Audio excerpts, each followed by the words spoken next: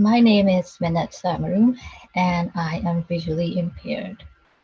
I'm currently volunteering as president of the Alliance for Equality of Blind Canadians, Toronto chapter, where we advocate for people who are blind, partially sighted, and deafblind.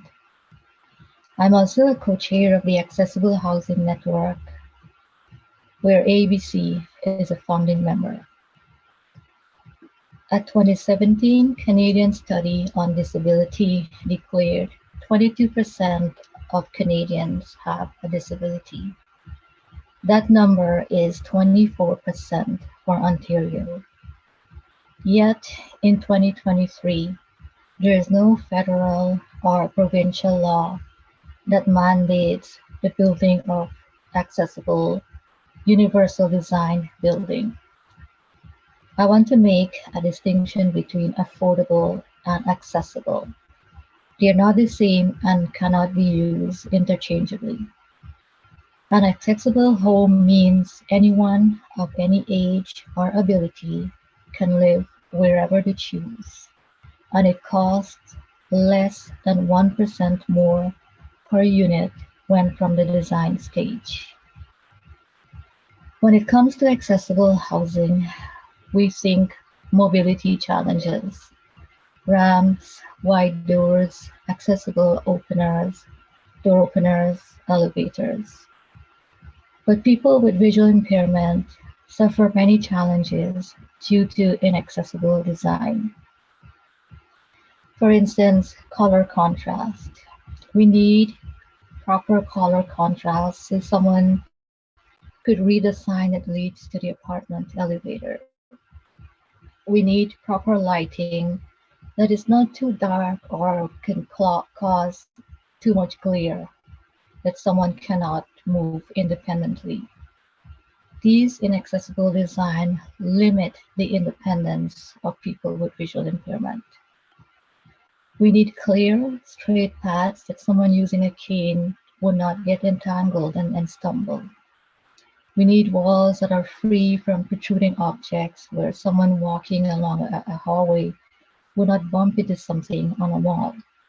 And I've been a victim of that where I'm using my cane, which clears away on the ground but does not know what's on the wall. So I was able to bump into protruding objects, and these could be very harmful and dangerous if someone is walking like at a speed or something.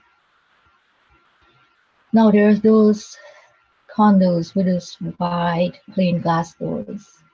Someone with vision loss cannot tell whether those doors are closed or open, and many times individuals walk straight into those doors and are severely injured. These incidents go unreported because nobody understands. The individual is being, mocked or laughed at for being silly for walking into a closed door. What are we waiting for to mandate accessible, universal design housing?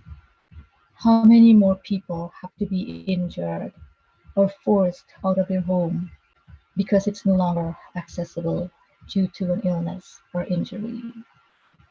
We at the Accessible Housing Network stand united with our allies, calling for immediate action to mandate accessible universal design housing.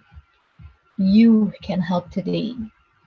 You can write a letter to your councillor, your MPs, your MPPs, your mayor, and your party leaders, asking them to take action today for accessible, universal design housing.